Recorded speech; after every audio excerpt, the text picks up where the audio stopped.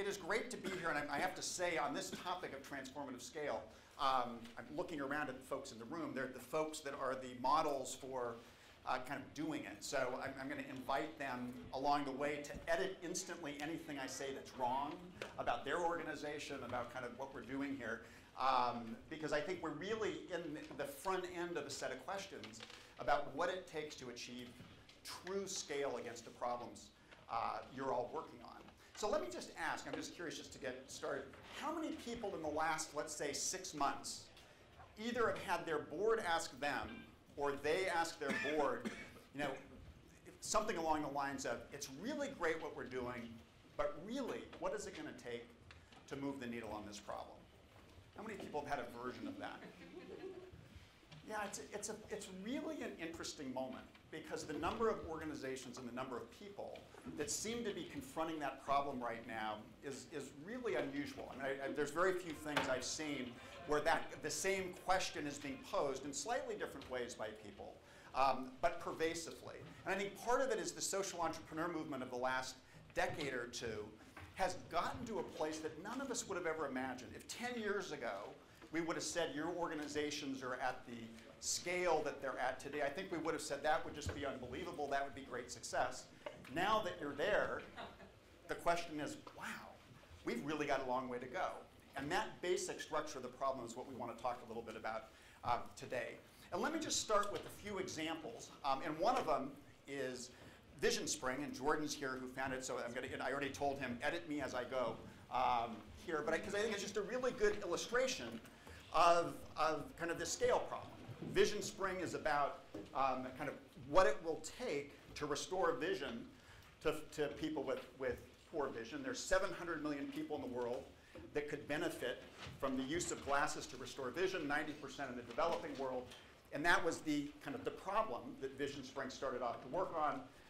Started in 2003 with kind of delivering in the vicinity of, I think, 800 glasses. 10 years later, 500,000. A story that you could tell if you stopped right there and said, that's extraordinary. Really amazing there. But again, you step back and you look at the 700 million number and the 500,000 served and say, what is it going to take to close that gap? And Jordan and his team are innovating in a variety of ways and testing different ways to scale. One of them is a partnership with BRADACH and figuring out how you could leverage the community health workers at BRADACH to do the kind of work of assessing the kind of the vision needs and delivering glasses to folks. And some of the pilots so far have trained 5,000 of those community health workers with a plan to scale up to 25,000 that could add 2 million kind of glasses out into kind of people that need them in relatively short order. There's a whole set of innovations around the use of hubs in entrepreneurs in Latin America to figure out if kind of entrepreneurs could take, with a very simple business model, the products and services here and be able to go and sell them, kind of a for-profit, self-sustaining model that you could scale that way. And then most recently, even with that, it's clear, you get to 2 million, you get to 3 million, you still got this gigantic number. I think you had a meeting, a few weeks ago in Washington with Madeleine Albright and a set of folks saying, what really will it take to solve the problem? Now I'm going to stop here and say, you can edit. Are there other things that you're experimenting on to close the gap? And then we'll go from there, Jordan. You want to work for us? That's I love what you do. So I think that was perfect. In terms of the next step, as Jeff said, it took us 10 years to hit our first millionth customer. It'll take 2 years to hit our second millionth, and we have plans to be at 1 million per year by 2016, which in the old days would have been, wow, that's nice scaling, but when you hold it against the overall problem, it's not really making a significant dent. And so that's what we're starting to try to figure out. How do we get models that we control ourselves that can scale in a significant way?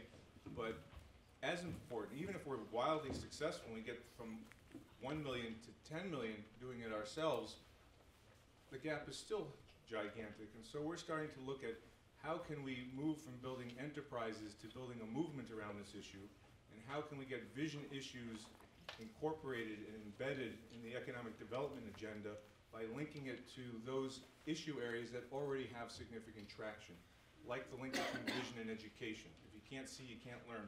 And there's a huge effort to educate kids around the world, and poor vision pulls down the ability of kids to learn. And so how can we tap into that whole network of people and ensure that glasses are no longer a barrier to education? Road traffic safety is another area. One of the leading causes of death in the world is road traffic safety. 59% of road traffic fatalities have a visual component to them. How can we work with that vertical? So how can we insinuate our issue into broader issues rather than creating just our own vertical area? That's what we're thinking about. Great, thank you, Jordan. And I'm certain, and we'll get some more kind of stories and examples here, that there's versions of that many of you have, of trying to figure out how you, where there's momentum, how you insinuate what you're doing into that momentum. How do you reduce the cost in ways that make things more scalable? I mean, I've done a lot of talks in the United States with US examples, and one of the reasons I'm really glad to be here is I just think there's so much more interesting innovation on scaling itself in what you're all doing globally in many ways than there are in the United States. I was at a party with a guy named, dinner party where a guy named Desh Deshpande, who's a very successful businessman in the United States. I think the only person who's ever taken 3 different companies public at $1 billion capitalization. He does a tremendous amount of work in India. So I ran into him and he said, Jeff, I've read your stuff on scale. I'd love to talk to you. And Bridgespan's a nonprofit too, so I have 2 things going on in my head when I hear this. I'm like, great, I'm sure I'll learn a lot. And like, that guy could just take us to India. Like, here's an opportunity. And so I go to his office on the North Shore of Boston, and he said, the stuff that you're writing is interesting. City year, going from one city to another, or but you're not really writing about scale at all. And he talked about Akshapatra, which is a midday feeding program in India that serves 1.3 million folks a day in India. So when I was giving a speech recently, I used that. It was videoed, and Desh saw the speech, and he calls me up and he goes, "You're wrong again." I'm like, what do you mean I'm wrong again? And he said, you used us as an example of something that's at scale, but he said, the problem I'm trying to solve is 120 million. So because I got 1.3 million, so let's celebrate, but I meant 1% of the need here. And again, the structure of this problem you just see all over the place. And that's really what I want to provide a starting point for a conversation of some different pathways that we see people beginning to take on how to close that gap. So, we have Vision Spring, and if you look at it, and these are just a few, and I think the other thing that's changed recently is that there's more organizations with robust evidence that they actually work. And I think that's also helping catalyze this discussion as people say, we actually now know something works. Why is it we can't get that more pervasively spread out? When you look at those growth rates on the last slide, you see like, boy, that's impressive. When you look at what they are against the problem, they're tiny. Now, again, there's a lot of other people in these fields doing things. And so this isn't to say these are the only players. But no matter how you cut it, if you build these fields up, we're still a very small piece of the puzzle against the need that these organizations are trying to address. And so that's the core question. So what I want to do is just lay these 9 pathways out and immediately say they're not the answer to the question. They are a starting point of conversation, building on what a lot of you have done, and starting to ask the question, what will it take to push that further? And I really then want to open it up and have a discussion with you about what you see as the big challenges. One set of pathways are organization-centric. What is it that you as a leader of an organization can do to take your organization to an entirely different level of impact? The 100x with 2x is how do you get, one way to think about it is how do you get 100 times the impact with 2 times the size of the organization? How do you achieve a non-linear jump in the impact? Because if it's about scaling the organization and doing more of the same, odds are we're not going to get there. So we're going to talk about a few organizational pathways. The second set are field-centric, saying what would it mean if we started with 100% and worked back? What would it really take to serve all the need? And pose the question, all is all. Like, what does it really take to do that, and where does that take us strategically, and where does that take us in terms of the kinds of options that might be available? So it's going to be a little bit of a whirlwind. There's an article I think is posted on the page for this that elaborates on this some. And there's also some blogs and the on our website we have some stuff on transformative scale. So if you want more, you can go deeper, and we'll go a little bit deeper here, but it's going to be a bit of a whirlwind, which I'll hope sets up the conversation. So first, let me talk a little bit about the organizational pathways and what we're seeing. First is distributing through existing platforms. I mean, what Vision Spring is doing with BRADACH is a good example of BRADACH has a big network. How do you leverage that network and get that intervention, get that product out into the world? Another example in the United States is the YMCA, which many of you may know. 60% of the US population lives within 3 miles of the YMCA. And so as you think about interventions, and in this case a public health intervention, the one that we've worked with them some on is for diabetes prevention.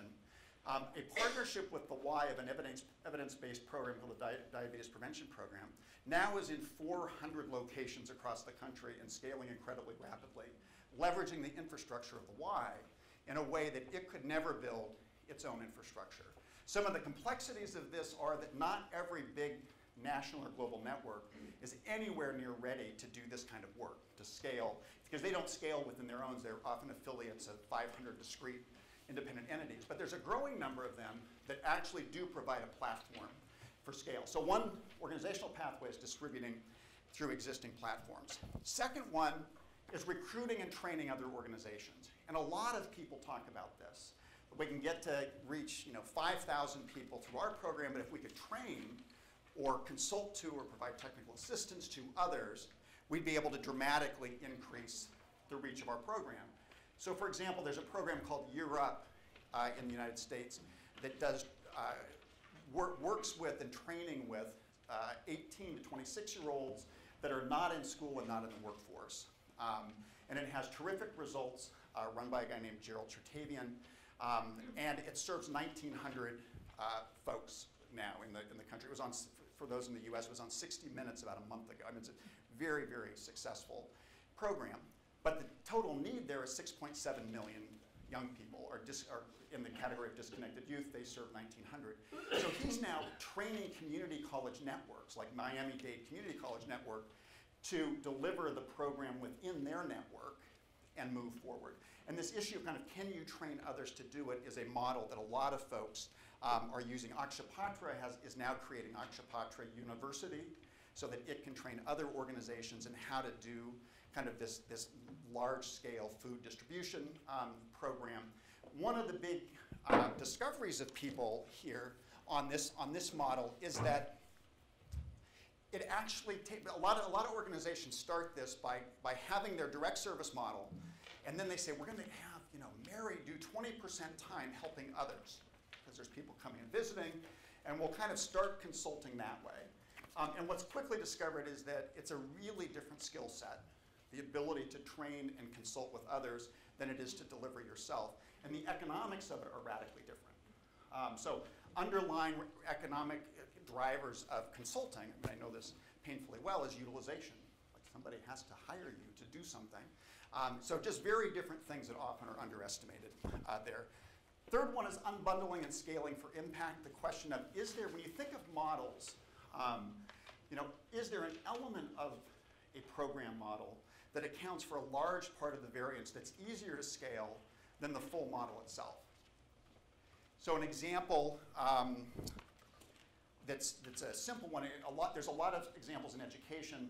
One in the United States in education is KIPP, a charter school, so an integrated school model, which is really an intensive, expensive kind of intervention. But what it now has done is pulled out the principal training part of the program and is now scaling principal training across 31 different districts in the United States at a much lower price point and cost and less impact. You're not going to replicate a KIPP model by simply training the principal, but much more scalable, and they really do think that's one of the key ingredients. So if you think about models, where is the kernel that accounts for most of the variance in the outcomes, and is that scalable, is an important question. A big question that comes out of this is how do you know which part of the model is the key part, so we can come back to that. Do you need to wait 7 years and do a random assignment study to find that out? And I think the answer is no, but it's an important question of how do you know what's there. And then the final pathway on organizational pathways is leveraging technology. And here there's many of you, I mean, it's an obvious point where you see people that are, have fully, like you, Shahidi, and others that are leveraging technology, and they kind of, that is the model. There's others that are going, in a sense, from bricks to clicks, where they're actually converting what they're doing to more web-based tools. Again, I'll give one that I just know well from the US. It's an organization called Kaboom that does community organizing to build playgrounds in communities. So their old model was they'd fly somebody in, they would organize the community, they would find some corporate partners, and they would all start building the playground. They then built some web apps, and now communities could do this themselves. And the rate of growth was 10x as compared to the trajectory they would have been on doing it in kind of this higher cost, more labor-intensive way. Now, the cautionary note on this one is when I called the founder of this, a guy named Daryl Hammond, and was talking to him, and I kind of said, oh, I'm going to use this kind of in a couple of talks, and there's this long pause, and I said, well, it's true, isn't it? Like, I've been using this for like 3 years. Like, I hope that this is true. And he goes, oh, no, it's true. It's 10 times bigger, but actually the target community is different. It ends up that middle-class communities are downloading these apps and building playgrounds and engaging their kids much more than low-income communities. So one of the interesting things on all of these is kind of how clear are you about the unit of impact that you're actually trying to scale, and are you staying true to that, the target beneficiary you're working on, the unit of impact. So that's a quick whirlwind on organizational-centric pathways. Oops. Field building pathways. The first one is just strengthening a field. And here, this is one that there's probably no, well, this may not be true, but I was going to say there's no area where when you talk to funders, and funder strategies will sometimes be, we strengthen a field. But that's our, and you're kind of like, well, okay, what? What do you do? Like, what is that? I mean, it's a very abstract notion.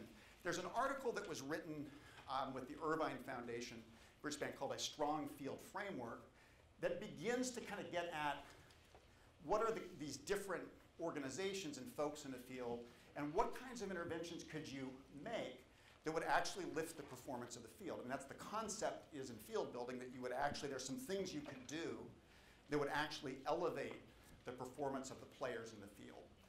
And this little article, again, it's called The Strong Field Framework, has a few core elements that characterize strong field: standards, practice, knowledge, and technical assistance, funder, policy supports, and leadership and grassroots. Let me just highlight a couple that don't get much attention but feel incredibly important. The first one is leadership pipelines. And the issue there, I mean, we're just talking about the Global Health Corps, folks that know ALA, African Leadership Academy.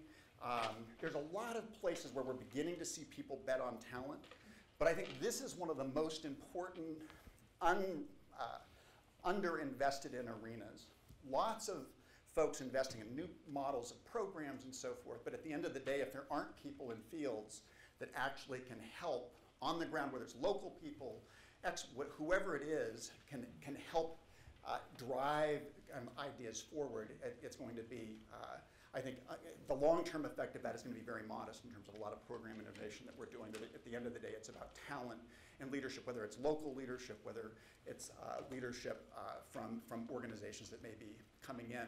The area in the US that's the deepest in this is K-12 education. If you think of Teach for America and New Leaders for New Schools and the Broad Superintendent Project and the Recruiting New Teachers Project, it's really interesting that that field has a whole constellation of intermediaries that create on-ramps into the field. And we see just glimmers of that in others, but it's one that in the field building feels important. Second one, that's just one that's not talked about a lot, but I think is emergent, is implementation science. And this just is that at the end of the day, a perfect program poorly implemented will always underperform a medium program really well implemented. I mean, the variance in most of the outcomes in the work that we all do is in implementation. It's not, we know what the program should be.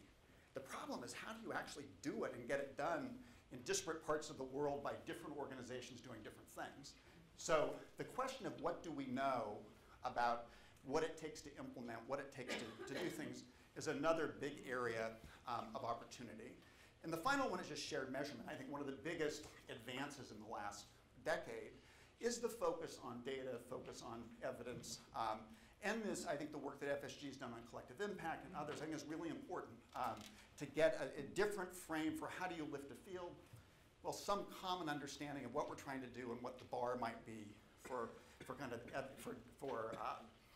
practice and performance is a way to get at that. So I just highlight these. I guess the final one that's come up, a couple of people wrote me, and unfortunately I've not met them yet. They wrote me just yesterday. Maybe they're in the room, but they posed the question about on knowledge, about kind of the give it away strategy. Like we've got a great model. What if we just put it on the web and do, which I think is what most of us try to do. I think there's a lot of, I don't know if there's evidence, but there's a lot of, I don't know, it's not working, I don't think. We still have that, we're kind of not very far along. But it's really an interesting question of when we know something, how does that get insinuated into the world, to use that word?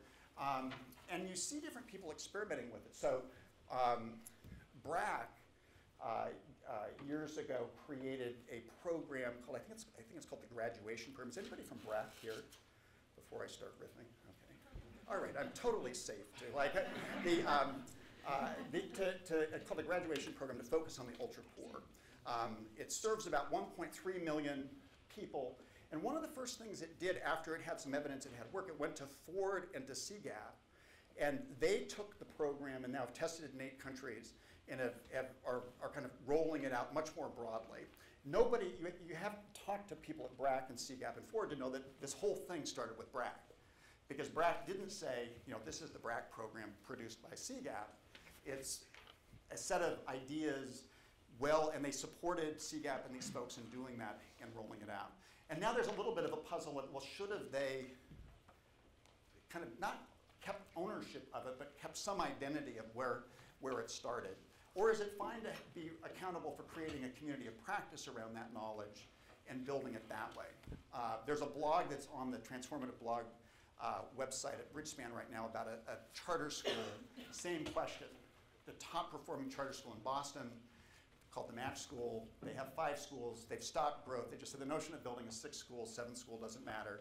We're basically an applied research kind of place. And we're open source, we're sharing everything. But it's not clear there's demand and pull to take it up. So what is, putting it out there and they will come doesn't seem to be enough. So how do we actually stimulate that in fields is an important question. Now let me actually go back. The change, and I'm going to go through these last couple quite quickly, so we can open it up. But changing public systems is what it seems. A lot of the problems folks in this room work on, there's a system at scale, but the system is underperforming. So it's different than we're trying to scale a solution to something. So a whole set of different dynamics ensue around the question of how do you change public systems. Still a big role for social entrepreneurs setting the bar, a lot of different pieces of the puzzle, but it's a different problem. There's the head of the Annie E. Casey Foundation in the United States says that a great program will be killed by a poor system every time. But if you think you can kind of, these big lumbering systems, so you've got to think very creatively about how you change systems as a piece of it. Influence policy change, whole set of things about whether it's BRADACH's education program being a model at $36 a student a year for change in public policy. I mean, a lot of you are working on creating models that then would be picked up by government in some ways and accelerate change. I think in the case of Vision Spring, if to get a driver's license in a country you needed to have certain vision like you do in the United States, you would now have insinuated through policy a set of, a kind of a scaling mechanism that's there. When hospice, some of you know of hospice care, started as a voluntary kind of movement, when Medicare in the United States started to reimburse for hospice, it scaled dramatically and instantly. So this whole question of the role of policy change and scaling is a big one. Consider for-profit models. Many of you, I think, are for-profits here. And a huge number of the problems we work on, if you start with the problem on the far right and meeting it and work backwards, for-profits have the potential to play a huge role in parts of the solution. there. The story of microfinance, the story of Vision Spring as it's evolving, a large number of things with all kinds of complexities. This isn't for-profits are the answer, but really important set of questions about when you can catalyze and leverage markets, kind of a lot of scale can ensue. And altering attitudes, behaviors, and norms, in some sense that runs through all of this, but there are peer-to-peer strategies, and I think of Tostan as one that is a particularly compelling, important, disciplined process for engaging the community, and the community engaging with its various stakeholders, and then it, through peers, kind of moving from village to village. Mothers Against Drunk Driving in the United States. These different kinds of network type structures through which change can occur is another area. So these 9 are simply meant to highlight kind of some beginning thoughts of choices that you may have and we may need to flesh out more to better understand kind of what makes a big difference. When I'm giving this talk to funders, I often say, of course, step 1 is if something's working, give it more money. So before we get clever about 9 paths and a lot of stuff, like a Vision Spring, and it sounds like a really cliche thing, but the one thing we know for a lot of this is that the impact you're having may only be 5,000 people, may only be 10,000 people, but we do have a lot of evidence that at the scale we're at for a lot of the work that we do, we're having a lot of impact. So continuing to fund that is important. The cross-cutting considerations here that I'll highlight very quickly are 1, aim for the ultimate goal, because it really does change, the ultimate goal being the kind of end that you have in mind, because it really does change the strategic options you think about versus we're going to double from 2,000 to 4,000 next year. What in the long term are we trying to do and work back? An article that Andrew and Alice wrote in the context of the Global Development Incubator called The End Game. I don't know if that's the title of the article. What's your end game? What's your end game? I think I recommend that piece to you because it kind of pushes you to think for the end and work back as a way of thinking about things. Second thing is focus on a well-defined unit of impact. All these pathways, it's amazing how fast what you're trying to do can get distorted if you're not keeping an eye and clear about what it is you're actually trying to do. So whether it's a technology pathway, whether it's the unbundling something and taking a small part, by definition you're not going to generate the same impact, but you better be clear on what it is you actually are trying to scale in terms of impact. Innovate to drive down costs. I think the global arena is vastly better ahead, more thoughtful about this. When BRADACH talks about assessing every potential innovation through a lens of can it be massified? And if it can't, then why are we investing in it? Like why would we go down that path? Just as somebody who does a lot of work in the United States, that thinking does not exist. We have just a tremendous amount of really elaborate, interesting, highly proven programs that are utterly unscalable because of their costs. So it's an interesting kind of how do we stimulate that is an important piece. Rethink capitalization. This is kind of rethink funding more broadly, but all the pathways require very different economic models and different funding. So if you want to convert and really invest in technology in a very different way, that's not an incremental, a little bit more money for one more IT person. It's if you're going to shift your business model radically in a different way, that's a very different cost. If you're going to do TA and truly be an advisor at scale, it's a different cost. One of the interesting, I was at a funder about 3 weeks ago, and we were talking about this, and they were really excited about the pathways. They're like, this is so great. And literally it was like the way that you can scale, and it's for nothing. I'm like, what do you mean you can scale for nothing? They're like, well, these pathways are scale and impact, and it's only 2x the organization. I'm like, that's just so awesome. I hope we can do it. And I'm like, well, it's not quite like that. Imagine the unit cost of what you're doing is $1, and that through innovating to drive down costs, you drive it down to 10 cents. So that, it'd be hard to do. Amazing, though. You've taken out, that much of the cost. Now imagine, though, you want to reach a relevant market that's 100 times bigger. The total amount of resources you need now is 10 times bigger. And I literally went to a whiteboard and did this because they kept saying, no, that's not true. And I was like, I mean, I was an organizational behavior guy. I was not a math guy, but I'm like, I can do this. Like, this is like a straight math equation of, and so I do think even though these are all different ways to scale impact, they still require serious resources if you're really trying to get to the right-hand side of the problem. A lot of these involve investing in new capabilities. A big question that will be interesting to get your thoughts on is focusing on driving demand. A lot of the felt experience of social entrepreneurs and folks doing it is that we're pushing rocks up hills. Under what conditions are actually people saying, you have a solution that I need, so come to my community, come to my country, come to, and what does it take to stimulate demand, stimulate the enabling conditions, and finally engaging the community. There's nothing contradictory about any of these pathways in engaging the community deeply. Sometimes the scale question can sound and start feeling like a top-down, oh, it's all about top-down, but it is not at all. It doesn't have to be, it depends on the model that you have and so forth.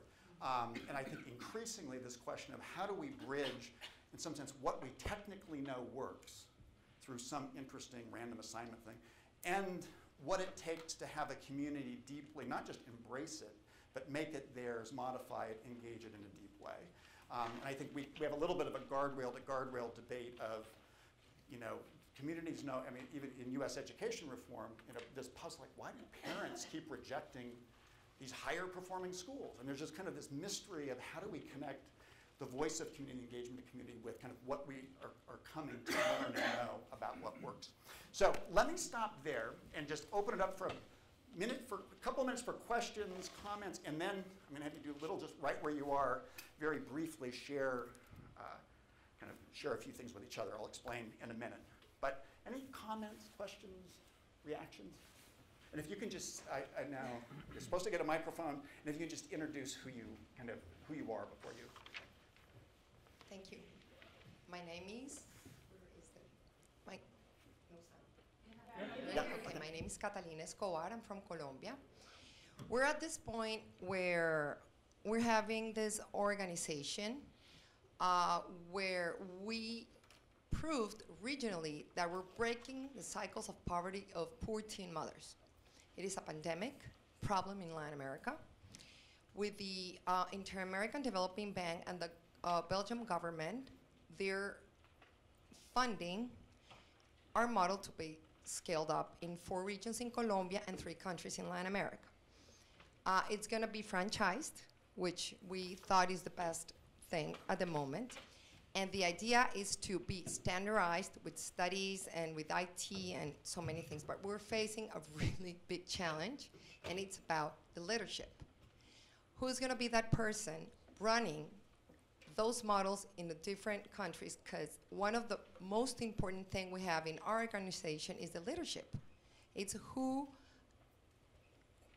is going to run in such an amazing and powerful way this kind of, because franchising, it's sort of easy to do it, but who's going to be the leader and who's going to take the full commitment of running this organization in the different countries? That's my. And I'm going to pose that just to this group to think about. I wrote a book on franchising a really long time ago, and it was about fast food franchising, and I studied Pizza Hut and stuff. I'm still haunted by the amount of fast food I had to eat in this. And I'd go on these field visits, and I'd go like, we're going to do a field visit to Kentucky Fried Chicken. You'd go like 14 Kentucky Fried Chickens in an afternoon anyway. I digress a bit. But the thing that was interesting about the franchising, there were franchise expos. Some of you may have seen these in newspapers. Like the Wall Street Journal will say there'll be a thing that come down to the convention center, and there'll be like 150 franchise concepts recruiting leaders. And it's always been interesting to me that it's very precise. They're like, I was an academic at the time studying this, and like, we know, like all 150 of us agree, you never get a lawyer, you never get an academic. Like they want to debate the concept and they want to add value. It's like, just do the concept. It was kind of at the beginning at least. But this question of what does it take what kind of leadership cadre it takes to do this kind of work is an interesting one, and a really important one that's underneath kind of that leadership pathway in the field. Have anybody else dealt with this question, have a thought about how you kind of find those people?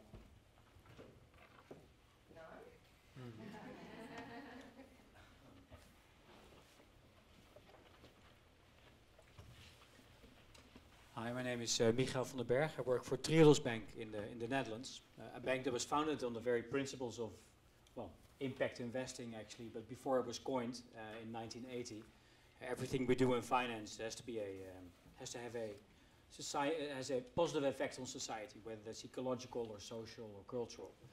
And as an institution, we've grown massively, definitely in the last 5-6 years since the financial crisis. We have 500,000 clients now all over Europe, $10 billion or euros in assets all around the world now. And definitely that's one thing that we see ourselves, because also when I started with Triodos, we had 100 employees. Today it's 800. And all of them, this growth, this massive growth, has to be still mission aligned, not just at staff level, but also at management level. How do we secure that everybody we continue to recruit, we grow 20% a year or so, has that same mission as the group that started it in 1980.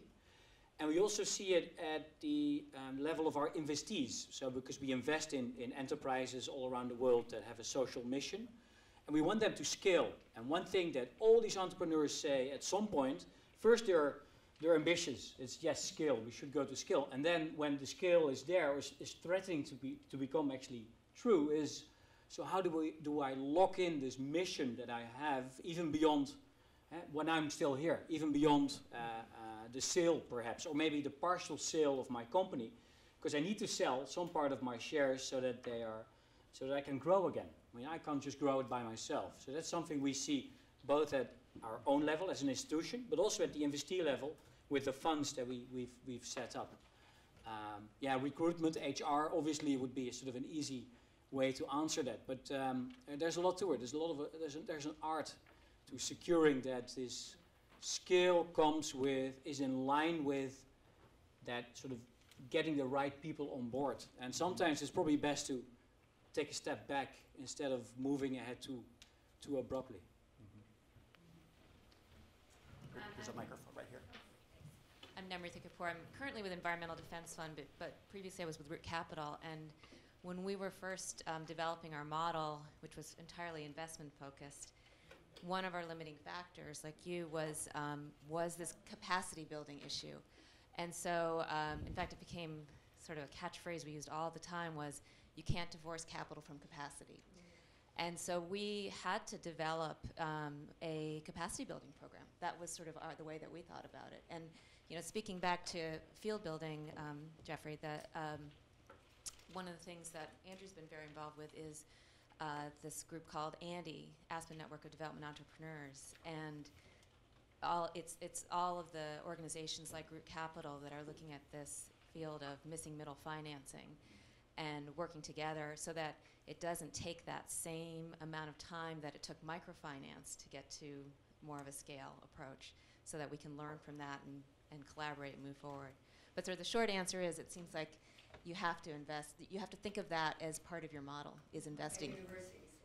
Kind of, and and there's different ways of thinking about it, right? So for us, one of the ways that we did it at Root Capital was we collaborated a lot with TechnoServe, which does capacity building. So partner organizations, and then by building this larger field building organization, we were all working on this issue together. We weren't alone in it. One of the things we're starting in 2 weeks, there's a there we go right there. There's going to be a blog series with 16 bloggers on transformative scale, and Molly Meckling and Jordan and others are going to be writing for this. One of the bloggers, I just got this. One is a guy that was a social entrepreneur, a business person, and he wrote the entire thing on scale on recruiting. He said the only thing that all scale is talent recruiting, and he said, and I know him, that he spends 50 personally. So there's this thing of who do we partner with, but he personally, CEO, spends 50% of his time recruiting. And and he's recruited people out of Bridgespan, it drives me crazy. He will call me up and goes, I won, and I'm like, I didn't even know we were competing, and they're gone. And so, but he literally has a list. If you sit down with him, he has a list of 100 people that are that's his short list. And so it's just an interesting, this issue of talent. My board once asked me, how much time am I spending on recruiting? Because we have the same problem. And I said, 15, 20%. And they're going, okay, that may be enough. Now, that's a day a week. Like, I actually went back and thought harder about it. It was probably like 3%. I mean, it was no way I was spending a day a week on recruiting. I mean, but it is an interesting, if it's this gating factor for so many of us, this basic question of literally how much time do we spend on it, I think it's one of the places where we just incredibly underinvest in it. So let me ask you, just for the next 5 minutes, just about everybody raised their hand and said, this problem of kind of what we're trying to do and the gap we face and the need is one that you're facing. Just in 5-7 minutes, just literally in little groups of 2 or 3, just right, like what's the core question as you think about what you're doing, as you hear just a few ideas here about kind of some of the pathways, what question does it leave you with? What's that about literally what you're trying to do and what it's going to take to move to the next level? And then we'll kind of pick that back up and hear from some folks on that. So just literally 7 minutes until 10 till, just turn right where you are. What's the core question on your mind coming out of this? So I feel like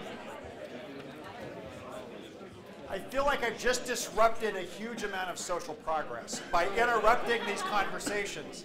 But I know you have 2 more days. But let's just hear from a few folks about what you just, as you reflect very quickly on kind of what you're grappling with in your organization, just the questions that come to mind, the issues that are top of mind for you as you think about what it's going to take to really go to the next level of impact. Just a few comments, thoughts. Here's Omar Brownson, LA River Revitalization Corporation, and I'm Rita Kapoor with EDF, Environmental Defense Fund. We both gravitated to the field building pathways, and one in particular was the alter attitudes, behaviors, and norms. For the LA River, 51-mile, thought of flood control, but it's really a hearts and minds issue. And then with EDF, it's not just about showing best practices and hoping that people will adopt them, but how do you actually encourage people to change and encourage them to change it, not just show them it's a better way, but to actually move their hearts and minds. Mm-hmm. Others have echoes of this as they thought about this some? There we go. Hi, I'm Abby Jo Siegel with Enterprise Community Partners. And we do community development and affordable housing in the United States, and to some degree affordable housing has scaled, but we're nowhere, we've been around for 30 years and the field has really grown to do a fair amount of work, both in terms of deploying capital and homes for people on the ground, but it's harder than ever to get an affordable home if you're low income in the United States 30 years later, despite all that scale and that good work. And so it's really come down to how do we expand the conversation and win the hearts and minds so that housing actually is on the national agenda and people think about it. So it's very much sort of where we are organizationally and trying to figure out how to do that in a crowded environment where public resources are less and less available. Other ideas on this one? I mean, it is an interesting, a strategy from many organizations. I gave this example of Gerald Chertavian at Year Up. He was on 60 Minutes last month. He just wrote a book called A Year Up. He's kind of down the path because he thinks the only way to be sustainable, to really have job training be sustainable, is actually have businesses demand and look for this kind of talent, and then you would have this self-fulfilling kind of process. And it's kind of going down to hearts and minds. They have a big ad council campaign that they're launching for $20 or $30 million. But I think he's, I'm not even sure he'd be cautiously optimistic. He thinks it's an interesting experiment, but this question of how do you kind of change the hearts and minds around issues that then create a context that may move things forward is an important one. Other comments, thoughts? So here, let me make sure, they just want to make sure that you have a microphone. So we sort of talked about in some ways, sort of the opposite. So when you have hearts and minds, so my friend here is in the sanitation, developing world sanitation business, and there are lots of hearts and minds that are after that. And in Chicago, I come from Chicago, we have an organization there called Youth Guidance that has this very innovative program called BAM, Becoming a Man, which is basically tons of evidence-based. They just got a ton of money. So you have hearts and minds, you have a very small organization, and you're being asked to scale very, very rapidly and figure out what you do with your organization. So we talked about sort of how do you think about organizational governance what's at the center, what's locally, how do you move, you know, what are the jobs, like more practical stuff. What are the jobs, how do you think, like you guys picked franchising, is that right for everybody? Sort of thinking about some of the practical kind of governance issues related to being asked to go to scale, especially if you have to do it very, very quickly. I mean, some people, I think, view that kind of thing as like, boy, that's a great problem to have. But it is a real problem, like, because 3 years from now, if in fact it doesn't deliver, if BAM doesn't deliver on its promise, it will not be where it is today. It will be someplace kind of a step back from that. So it really is an interesting puzzle, which raises questions about how fast you should grow, you know, when do you jump, and so forth, as well in the midst of it. So I think one of the you know, I mean, I'm totally infatuated with transformative scale, but it is there are some risks, to state the obvious, about it as well, about kind of moving too fast. Other comments, other thoughts on this? Right here. Here we go. Coming, exactly. Megan Campbell from Engineers Without Borders Canada. And we talked a bit about the pathway of changing public systems, which for us is particularly relevant because we invest in ventures, both for-profit and not-for-profit, that are trying to change public systems. That's their core work. So they do things like capacity building for local government in sub-Saharan Africa, or taxation systems, the really exciting stuff. And the issue for us is it's such intensive work to change public systems, and it's so trust-based, it's so relationship-based, it's such slow work, and yet it's necessary for scale. So we get into this bit of chicken and egg situation where the public systems aren't there to be able to pay for the services that our ventures offer. We think our ventures are necessary to help build these public systems, but the public systems aren't sort of ready, they're not ready to play their role in scaling, I suppose. And so how do you take these considerations and try to accelerate their capacity? And I mean, it's worth kind of noting just the time frame on all of this. You know, transformative scale, there may be a few where just, there's a crescendo. I was talking to some people in Washington that right now that's connected to the BAM work on the My Brother's Keeper initiative that President Obama announced like 60 days ago, when he gave 90 days for the plan, and you know, and everybody's just, yeah, it's a little scary, but it's a lot happening rapidly. But I mean, what comes out of it is going to take decades. But if you look at it in the article, and there was a recent supplement in the Stanford Social Innovation Review on scaling, and several of the people working on public systems, like the Casey Foundation, on a thing called the Juvenile Detentions Alternative Initiative, which was that moment of decision when a kid is in trouble with kind of the police or whatever, and the decision, do you put them in detention or do you place them with supports in the home, is just a fateful choice for the life of that kid forevermore. And one, they've had a 20-year, 30-year effort to kind of shift state policies and move the needle on that. So one, there's just this deep, grinded out, state by state, public system by public system. There's also now, they're looking at Casey, at the fact that, you know, could you use technology and decision support tools to actually support caseworkers on the front line with better decision making? Because at the end of the day, that public system is manifest in a decision in some small office, you know, late at night, where you're deciding, do you put the kid in detention or not? And often it's a little bit, it reminded me a lot of the Moneyball book where it's kind of how you go from folklore to data. In this, and so this question about, you know, where can technology support decisions, even in big systems, sometimes can be yet another leverage point for change there. What are the barriers, the biggest barriers to closing that gap when you think about your organizations that are aspiring? I mean, this is a group of people that are kind of literally unique in the world, and having things that are really making a difference, and a vision of, like, you know, in asking this question, what will it take to get there? What are the biggest barriers between here and there?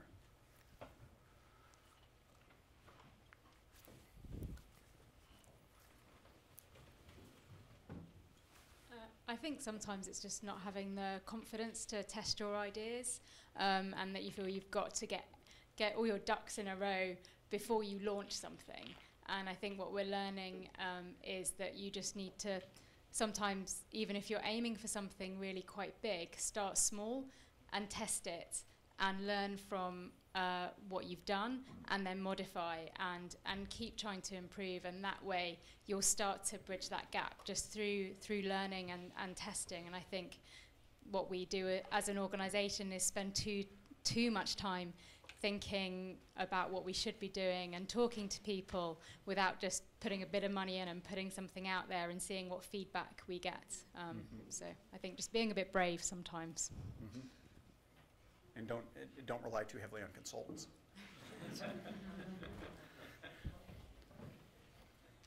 Any other barriers here in the middle here?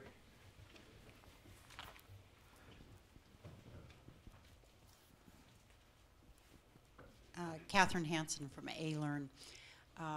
We deal with a similar problem to what KIP deals with, and I was very curious about hearing more about how you can unbundle and scale for impact, because we deal with public schools in California in poor districts with a high percentage of poor and immigrant children whose first language is not English, and they're struggling immensely. There's a huge achievement gap, and what we're trying to do is figure out what are those things that we can pull from anywhere else that's been successful, but that we can't implement in full in a public school system that has a very strong teachers union, that has work rules that KIP doesn't abide by.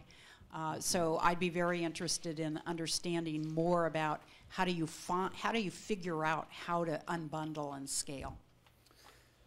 Yeah, I mean, there's, very briefly, there's a little bit more in the article, but I think there's a lot of experimentation on this now, because a lot of people are trying different pieces. And the first thing I see is that there are models that require multiple things at once that are not, where the degradation of impact is dramatic if you unbundle. So I just want to, because if you think of one of the most distinctive things about many social sector organizations is that in many ways they bring together a whole set of things, none of them at any efficient scale, but all of them are needed to actually change the trajectory of a family, let's say. So I don't want to be casual about starting to pick apart models, because they're actually, for certain outcomes, you actually need these integrated models. But otherwise, I think it is a disciplined process of, testing different elements of the model. There's a lot more work now in the evaluation community about setting up different treatment groups that vary different elements of a model so that you could know at the end what pieces of the puzzle actually account for the outcomes for kids and so forth. I'm not sure this is fully responsive, because I know the context, obviously, of public schools, or a lot of public systems are such that kind of certain things get triaged out as just not being viable for implementation in a given place. But I think the unbundling question, I'll give you a really stylized, simple one. Years ago, I worked with an organization called Common Sense, C-E-N-T-S. And they collected pennies in New York City. It was kind of those of you from New York might have seen at the Lincoln Center, it's like a 9 trillion ton pile of pennies. But their program model was getting kids out to do kind of raise money and get a little bit social. The second part of the program was that they would actually decide where to spend the money. And the third part was actually big strategic initiatives on change. And the issue there was that the first one you could do by just putting a piece of paper on the web. My kids saw a video of this program and went to their school and started doing it. Like, you could literally diffuse the idea that easily. When you got to the next stage of actually creating roundtables where kids were making decisions, more complicated, a little harder to scale with fidelity. And if you get to the big strategic initiatives, you really needed a whole support system for it. So I think this question of which pieces, the question they had was how much impact is there in this big integrated model as compared to the front part? What are they really trying to achieve? Some of you may know the organization RARE. It's an environmental organization that's just a terrific organization that does work in community organizing with fishing communities around the world to really have them define in their areas kind of what it is that they kind of creating protected spaces in their areas and so forth.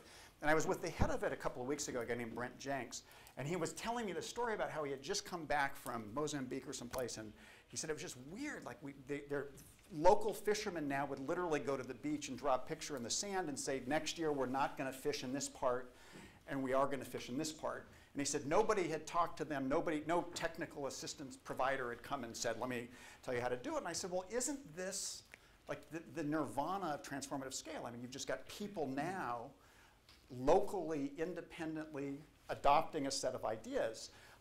Because in many ways, that's, if you said, what's the most powerful thing? If we could find things that work and it's simply spread, that would be achieving scale in this powerful way. And the challenge in that particular case was that, in fact, while it was directionally right, the catchment areas that they were protecting were way too small. We actually know what the size needs to be of a protected area for fish to actually come back. And the Taiwanese trawlers that are kind of scooping up all the fish out of the ocean are operating at such a rate that in 2 or 3 years it's going to be game over for the fish in that area. And it was just this interesting question of like, what kinds of ideas scale organically and what kind of technical support, kind of expertise might complement that to increase the odds of success. Let me just, the final comment thought in here are just 3 questions.